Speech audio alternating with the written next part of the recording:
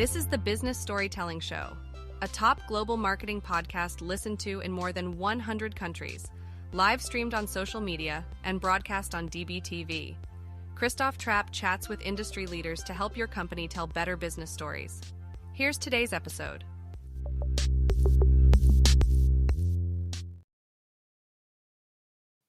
Hey, business storytellers. Welcome to episode 642. Today we're going to talk about the new rules of marketing and PR.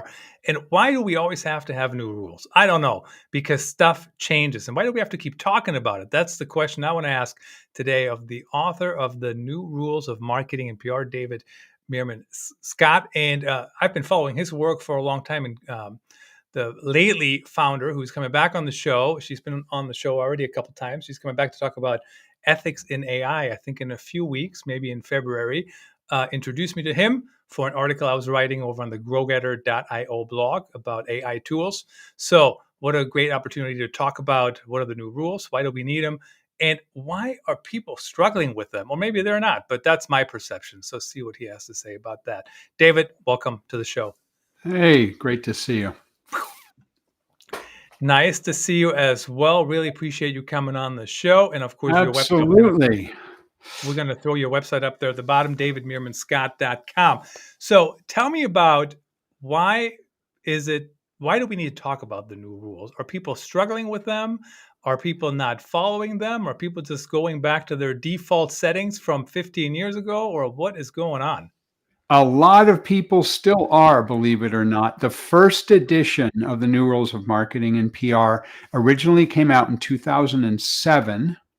And at that time, I was looking at the new rules, comparing them to the old rules being you could buy attention by buying advertising.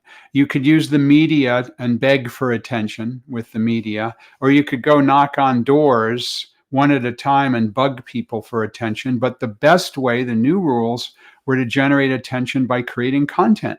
And that's what I talked about in the first edition. And it took off. I'm now in the 8th edition of the New Rules of Marketing and PR. It sold nearly 500,000 copies. It's in 29 languages. And yes, people are still defaulting to the idea that they have to spend a boatload of money on advertising, or they have to have enormous armies of salespeople knocking on doors, or they need to focus on trying to generate attention with the media. There's nothing wrong with those things, but when you can create attention yourself, it makes things easier, it makes things more fun, and ultimately, people are more attracted to you because they see what you're doing and they want to be a part of it. You know, of course, I'm not going to argue with you about content is important, creating attention is important, all those different things. But what's interesting, when you were just talking, I was thinking about, okay, let me just play that through for a second. What is my default, right? Like, what do I go back to? And what I go back to is I grew up as a journalist, right? So whether I'm doing a podcast or an article, it's very journalistically driven. But I think the reason I make it work, because if you ask good questions on a podcast, you have a good podcast. If you ask good questions of people you're interviewing for an article, guess what? You're going to end up having a good article that works for SEO that draws attention. So in that case, my default seems to work. Your default is great. And the reason is because of that journalistic approach. And I've called it brand journalism in the past.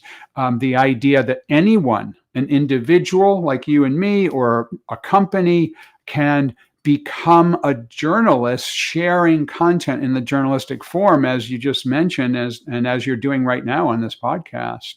The difference, and what most organizations do, is they only talk about their own products and services. And how boring is that, right? Contrast the idea of brand journalism with the idea of we're just going to talk about our products and services. And that, I see that as a huge difference. And I love examples. Let me just share an example. I'm a big fan of an insurance company called Hagerty. Hagerty does classic car auto insurance. Their product is auto insurance. It's a product everyone hates. No one wants to spend money on auto insurance, and everyone hates to use it because it means they crash their car. yet they have millions of fans because they do this brand journalism approach. They have a fabulous YouTube channel with over 1 million subscribers. They have a bi-monthly magazine, huge, 200 pages. It's really, really well done. Their content on their website is fabulous. And as a result, they're the number one provider of a classic car auto insurance in the world. They went public on the New York Stock Exchange recently, absolutely crushing it. McKeel Haggerty, who I've spoken with a couple of times about his business, says, this idea of creating this kind of content and engaging people and generating fans is the only way we could have succeeded, because everyone else is spending more money on ads than we are, and we don't want to be that low-cost provider. So they're doing a great job, and I love the fact that you've identified and that you actually do in a great way this idea of journalism, or brand journalism, if you want to call it that. Journalism is paying off when you do it well, and you can do it anywhere. What I was just thinking about the other day, I hardly ever talk about anything that people can buy from me on here, other than like the guest's book, or sometimes I throw up my own book.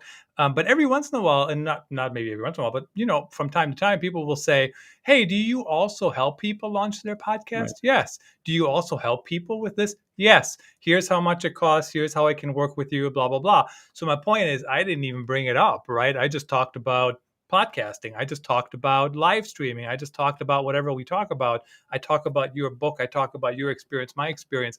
But why is it so hard for people to do that? And is it just because pressure, the quarter?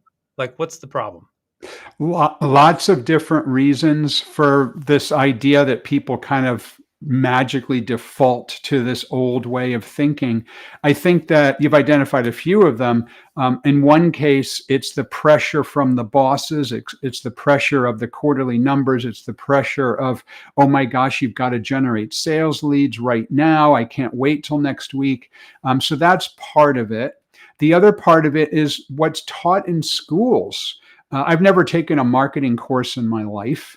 But I'm told from lots of people who go to marketing classes at universities as part of an MBA program, or even part of a marketing degree, is they're still teaching the idea of focused advertising and spending money on ads. And yes, you should understand it, and it might be part of a strategy, but it is the old rules, and it doesn't work as well as what we're talking about here, which is understanding your buyers, creating great content for those buyers, operating in real time. That's another one of the new rules. So many organizations plan everything at a glacial pace, and next quarter we're going to do this campaign, and the quarter after we're going to do that campaign, when the world is working so fast. And if you're engaged in what I call real-time marketing, or a concept I invented called newsjacking, then you're there on top of what's going on when people are interested in it. Because the world is changing so quickly today. And if you're focused on what's going on, you might have an opportunity to reach people instantly because you have what they're looking for. You have a whole section in your book about creating awesome content, and I'd be interested to hear, first of all, what is your definition of awesome content? I find it has to be informational. It has to be a little bit entertaining, right? Who wants to listen to some monotonous speaker, even if it's the greatest content since sliced bread, right? I mean, who wants to do that? I don't at all. Or if on podcasts, sometimes you have high-ranking executives, and their audio is horrible. And I'm like, I wouldn't even listen to that audio if I was on a call with my boss. And I'm certainly not going to spend time listening to this podcast, right? But how do you create awesome content, and what does that actually mean? So I love to start with the people that you're trying to reach. I call them buyer personas. You can call them a target market or whatever you want, but the idea of a buyer persona is the person you're trying to reach. And for most organizations, there's multiple buyer personas. So imagine a hotel. You've got an independent business traveler who might want to go to that hotel. You've got a corporate travel manager who buys multiple rooms for a company who might want to do a deal with that hotel. Maybe a couple planning on getting married want to have their reception at the hotel. Maybe a company that wants to hold a big event and they need a ballroom to hold the event in. Those are different buyer personas. And for the hotel, to create content requires understanding the needs of those individual buyer personas. And as we talked about before, creating content with a kind of a journalistic approach for how you would reach each of those buyer personas. And so, for example, maybe to attract the people who might want to use the hotel for a wedding reception, maybe they create a wedding blog. I live in the Boston area, so maybe the hotel calls it the Boston Wedding Blog or something like that. And they have different bits of content on the blog about, hey, here's a great menu for a wedding in the wintertime, or here is what you should be thinking about when you hire a wedding photographer, or here are the things that you should do to put your relatives comfortably into somewhere where they can stay when you're having your wedding. And I'm making this up off the top of my head, but you get the idea. By understanding the buyer persona, you create that interesting content. And I just mentioned it in form of blog, but it could be a podcast, it could be a video, it could be all three.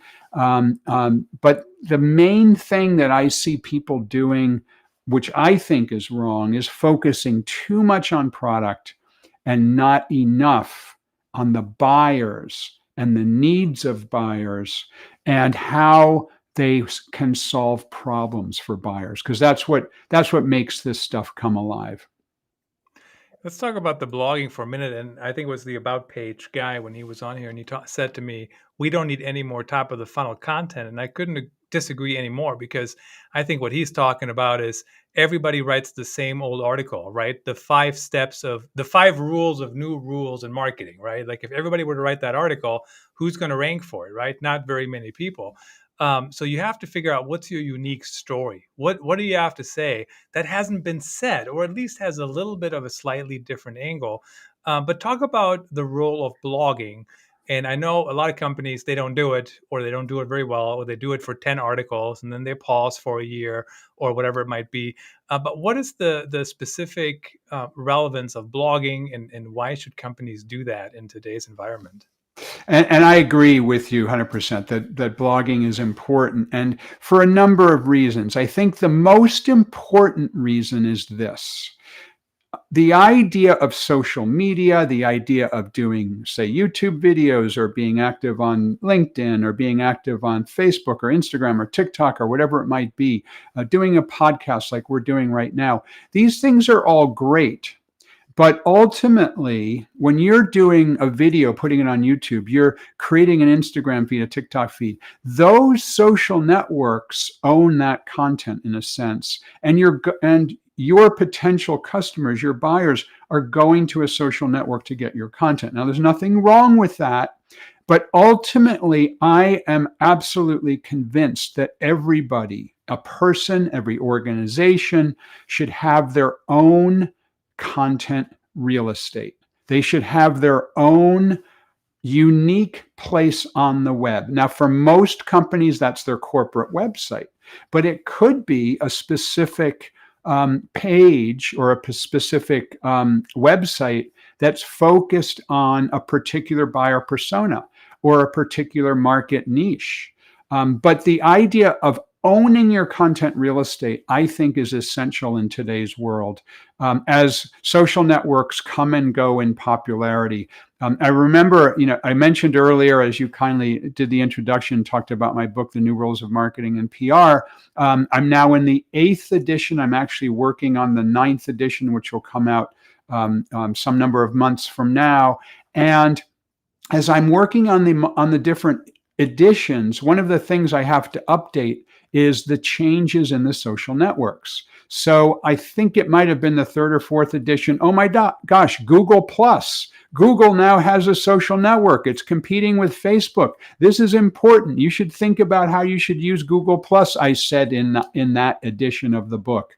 And 2 editions ago, I think it was, I had to say, oh my gosh, Google closed down Google Plus. It no longer exists. If you created a whole bunch of content and you put the focus of your company or the focus of your personal brand on Google Plus, sorry, you lose. So the one thing you can control is your own content real estate. And blogging is a form of text-based content on your own content real estate. And from that perspective, I think it's critically important. And the idea that every blog post you write is increasing slightly your search engine results. It's creating more breadcrumbs for people to find you.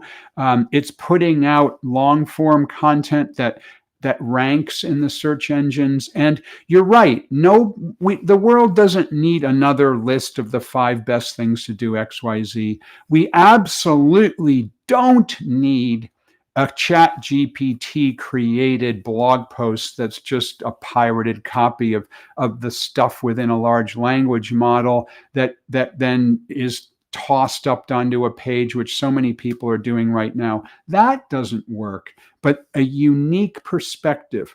I also think it's important to think about a real-time perspective, and I call this newsjacking, but the idea of understanding what's going on in the news cycle. And if there's something breaking in the news cycle, based on your area of expertise, create a real-time blog post because the media might be interested, or it might be exactly the moment that people are looking for what you have to offer. So putting that content out instantly based on what's happening in the news can be super successful. Yeah, I actually don't get why people don't blog more. And every time you blog, and as Andy Crestodino said, it's not even about the specific blog post, but if you link to other pages, even product pages, when it makes sense within context, not buy, but if you mention workflow consulting and you have a page for that service, just link to that. And it's going to actually help that page rank because the blog post will probably rank if it's done well. I want to shift gears for a few minutes here. You talked earlier about content ideas and going with the flow and just kind of keep going. And that reminded me of a recent example here where one of the highest performing articles that we did was just kind of spur the moment. It was like somebody outside the company mentioned something and we're like, interesting. Like, do people care about that? So we wrote about it. It had like this long article about like 18 ways. I know we don't like waste, but in that case, it worked, of doing this one thing. And it really took off. And it really was a good example of sometimes you can plan as much as you want, but sometimes the in the moment stuff works too. What tips do you have for companies to do that well? I absolutely agree with that sometimes, and it happens to me, the long planned, oh my gosh, this is going to be such a great blog post, and I push it out and there's crickets, nothing happens. And other times, like I'll be watching the news, oh my gosh, something interesting is going out, bang, push it out. And then all of a sudden there's attention that's generated. So I always recommend that what people do is pay attention to what's going on in the news. Look for news stories that are part of that are around the area of expertise that you have, that your company solves for people, that you are a recognized expert on. And then as a news story breaks, you might then create real-time content. I'll give you an example in my own world, because this happened to me, I don't know, it was like 4 or 5 months ago. I was, as I do frequently, checking Google News and checking the trending topics on X. And I do that on a regular basis 2 or 3 times a day. And it only takes me 2 or 3 minutes each time I do it. But I'll go to Google News, no personalization. I'm not looking for any particular keywords or anything, but just what's going on in the news. I'll go to Twitter, I still call it Twitter, X, whatever you want to call it, see what's trending there. and I'm looking for something that I might be able to do a real-time blog post on. And I noticed, and you might remember when this happened, that Donald Trump rejoined Twitter. So I thought, oh, that's interesting. I should write about that because I write about content. I write about social media. So I wrote about Donald Trump rejoining Twitter. And it was just a throwaway blog post. It was a couple of paragraphs. And that was it. And I thought, okay, there it is. It's out there. I want to alert my readers to the fact that after being banned for something like 2 years or 3 years, Donald Trump was now invited back to Twitter and he rejoined. And this was his first tweet. And it turns out that the media was covering this story. And within a few hours of me pushing the button, I got contacted by the BBC. And they said, hey, we want to put you on live right now. Can you jump on? And I'm currently at my studio in my primary residence outside of Boston, but I happen to be on Nantucket Island. And so, yeah, sure, we can do that. And I'm scrambling to figure out how I'm going to get lights and do it so that it looked professional, have a decent microphone. I was able to pull it all together in about an hour. And even though I was on a semi-vacation, found a shirt that I could appropriately wear on the BBC. And I was up and I was doing it. And that kind of thing usually doesn't happen if it's not real time, because the media is always looking for the next big thing, the next big story. So putting something out around your area of expertise can often lead to super interesting things happening. Absolutely. And one thing I have now, I just have a studio set up here, right? Like I can hop on any podcast, put on a better shirt, maybe if I go on TV than my own podcast and just got the lights on. If you guys want to order any of the stuff you see around me, the sound panels, Amazon store, the QR code is over there. You can scan that. Everything is available there. Time just flies. We have a couple minutes left here. So I want to talk really briefly about the importance of reaching the media. I mean, sometimes, companies, anybody can do their own thing, but what is the importance today to reach the different types of media, whether it's trade publications or the traditional or even successful podcasters or bloggers that do it on their own time? A number of different important reasons to reach the media. In some cases, you can use the resulting, I call it a press clip. I'm an old school guy. I did public relations for a couple of years for some big companies, but you get the press clips.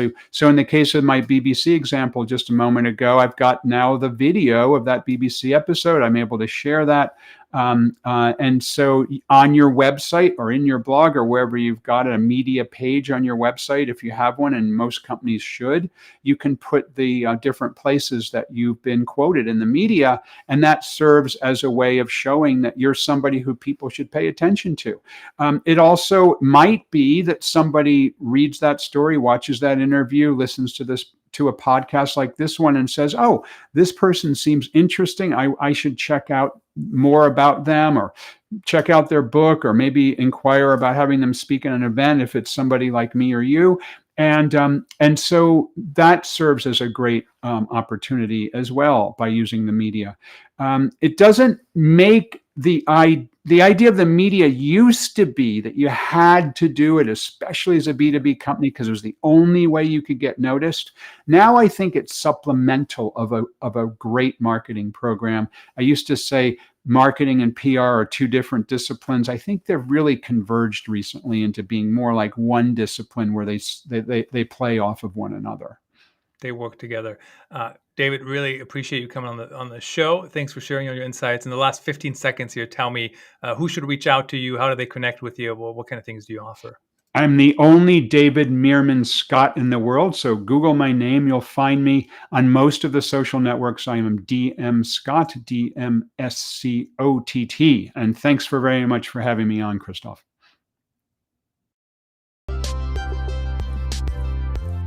Thanks for tuning in. Please rate and review the Business Storytelling Show on your favorite podcast platform and subscribe so you don't miss the next episode.